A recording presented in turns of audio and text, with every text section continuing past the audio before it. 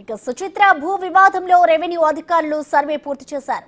Survey number 82, 83లో survey చేసి revenue అధికారులు హద్దులు గుర్తించారు. ఇవాళ సర్వే రిపోర్టును పోలీసులకు కుత్బుల్లాపూర్ తహసీల్దార్ రెహమాన్ అందించనున్నారు. రెండు వర్గాల డాక్యుమెంట్స్ వివరాలు కావాలని సబ్ రిజిస్టర్ కు పోలీసులు లెటర్ రాశారు. మరోవైపు మాజీ మంత్రి మల్లారెడ్డి సీఎం రేవంత్ రెడ్డి అపాయింట్మెంట్ కోరారు. సీఎంను కలిసిన తర్వాత అన్ని వివరాలు చెప్తారని ఆయన నిన్న చెప్పారు.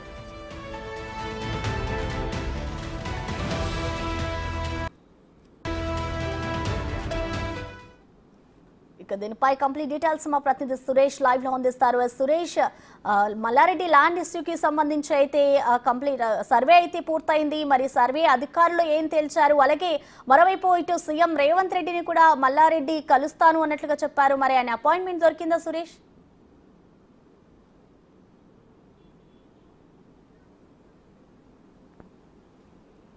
ఏదైతే సుచిత్రలోని సర్వే నెంబర్ 82కు సంబంధించిన భూమిలో తనకు సంబంధించి 2 ఎకరాలు 20 గుంటల భూమి ఉంది తన కాంపౌండ్ వాల్ పరిధిలో అని చెప్పేసి మల్లారెడ్డి చెప్తున్నారు. కానీ అదే సర్వే నెంబర్లో 4000 గజాలు 7 మంది కలిసి కొనుగోలు చేశామని చెప్పేసి శ్రీనివాస్ రెడ్డికి సంబంధించిన ఆయన చెప్తున్నారు. ఇద్దరి మధ్య డిస్ప్యూట్స్ నడుస్తుంది కాబట్టి అసలు ఈ ల్యాండ్ రికార్డ్స్ని ముందుగా రెవెన్యూ అధికారులు పరిశీలిస్తున్నారు. దీనికి సంబంధించి నిన్న రెవెన్యూ అధికారుల ఆధ్వర్యంలోనే కుత్బుల్లాపూర్ తహసీల్దార్ రెహమాన్ సమక్షంలో సర్వే నిర్వహించారు. మొత్తం 82, 83కు సంబంధించిన సర్వే నెంబర్లో మొత్తం ఎంత భూమి ఉంది, ఎవరెవరి పేరు మీద రికార్డులో ఉందనే దానిపైన సర్వే నిర్వహించారు. ఆ సర్వే ప్రకారం హద్దులను కూడా గుర్తించి ఈరోజు ఆ సర్వే రిపోర్ట్ అంతా కూడా పేట్ బషీర్బాగ్ పోలీసులకు అందించనున్నారు. అయితే ఈ 2 డాక్యుమెంట్లు కూడా ఒకరి డాక్యుమెంట్ ఒకరు ఫేక్ డాక్యుమెంట్ అని చెప్తున్నారు. కాబట్టి ముందు ఎప్పటి నుండి రిజిస్ట్రేషన్ అయింది, ఎవరి పేరు మీద ల్యాండ్ ముందుండే, ఎవరి నుంచి ఎవరు కొనుగోలు చేశారనే దానిపైన పూర్తి సేల్ డీడీకి సంబంధించిన సర్టిఫికేట్ కాపీలు అన్నిటిని కూడా అందించాలని చెప్పేసి సబ్ రిజిస్ట్రార్కి పోలీసులు లెటర్ రాయడం జరిగింది. దానికి సంబంధించి ఎవరెవరి డాక్యుమెంట్ ఎవరిది ఫేక్ అనేది కూడా సబ్ రిజిస్ట్రార్ కార్యాలయం తేల్చే అవకాశం కనబడుతుంది. కానీ మేము ముందు కొన్నాము అని చెప్పేసి కూడా ఇటు మల్లారెడ్డి అటు శ్రీనివాస్ రెడ్డి ఇద్దరు కూడా చెప్తున్నారు. కాబట్టి దీనిపైన ఇప్పుడున్న యథావిధి స్థాయిని అక్కడ కొనసాగించాలని చెప్పేసి కూడా పోలీసులు నిర్ణయించుకున్నారు. ఎవరు కూడా బయట వ్యక్తులు ల్యాండ్లోకి వెళ్ళకూడదు అని చెప్పేసి అక్కడ పికెట్ కూడా ఏర్పాటు చేసి ఎవరిని బయట వ్యక్తులని అక్కడికి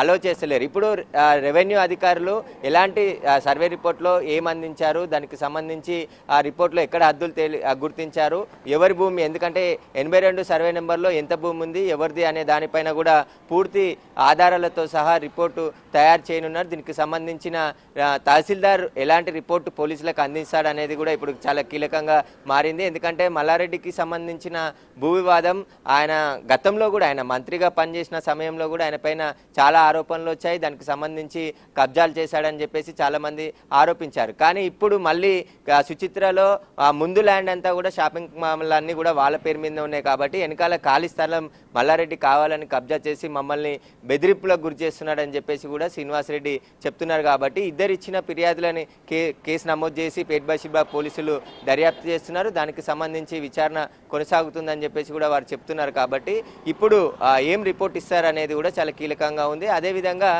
మల్లారెడ్డి ఈరోజు సీఎం అపాయింట్మెంట్ కోరాడు. కానీ సీఎం ఆఫీస్ నుంచి మల్లారెడ్డికి అపాయింట్మెంట్ ఉందా లేదా అనేది కూడా ఇప్పటికీ ఇంకా స్పష్టత లేదు. ఆయన మీడియా ముందుకు వచ్చి కూడా ఎలాంటి సమాచారం అందించలేదు. కాబట్టి ఒకవేళ అపాయింట్మెంట్ దొరికితే ఈరోజు సీఎంని కలిసి పూర్తి నా దగ్గర ఉన్న ఆధారాలన్నిటిని కూడా సీఎంకి చెప్పి వివరిస్తానని చెప్పేసి ఇటు మల్లారెడ్డి చెప్తున్నాడు. అదేవిధంగా ఏదైతే ప్రభుత్వ విప్ లక్ష్మణ్ కూడా మా దగ్గర కూడా అన్ని ఆధారాలు ఉన్నాయి, మేము రికార్డ్స్ ప్రకారమే భూమి కొనుగోలు చేశాము, తర్వాత శ్రీనివాస్ రెడ్డికి అమ్మామని చెప్పేసి మేము కూడా మల్లారెడ్డి భూ కబ్జాల పైన పూర్తి సిట్టింగ్ జడ్జి ద్వారా విచారణ జరిపించాలని ప్రభుత్వాన్ని కోరుతామని చెప్పేసి ఇటు లక్ష్మణ్ చెప్తున్నారు. ఇద్దరు కూడా సీఎం దగ్గరికి ఈ ల్యాండ్ వివాదం తీసుకెళ్తామని చెప్తున్నారు. కాబట్టి అసలు ఈ ల్యాండ్ అధికారులు ఎవరు దాన్ని తేలుస్తారనేది ఇప్పుడు చాలా కీలకంగా ఉంది. ఎందుకంటే ఈ ల్యాండ్ విషయానికి సంబంధించి 2011 నుంచి కూడా వివాదం నడుస్తుందని చెప్పేసి అక్కడ ఉన్న అధికారులు చెప్తున్నారు. పరస్పరం కేసులు పెట్టుకున్నారు. కాబట్టి ఇప్పుడు ఈ ల్యాండ్కి సంబంధించిన విషయం కొలిక్కి వస్తుందా లేదా అనేది కూడా రెవెన్యూ అధికారులు ఇచ్చే రిపోర్ట్ ఆధారంగానే ఉంటుంది.